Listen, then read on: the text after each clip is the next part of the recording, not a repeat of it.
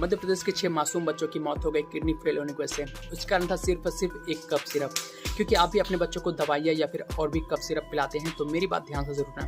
ज़्यादातर माँ बाप एक ही गलती करते हैं, जब भी अपने बच्चों को कोई भी दवाई पिलाने जाते हैं तो उसकी एक्सपायरी डेट चेक करते हैं।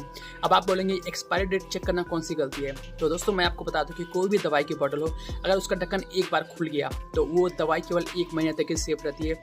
उसके बाद उसमें बैक्टीरिया, फंगस या फिर केमिकल ब्रेकडाउन होने के चांसेस ज़्यादा बढ़ जाते हैं।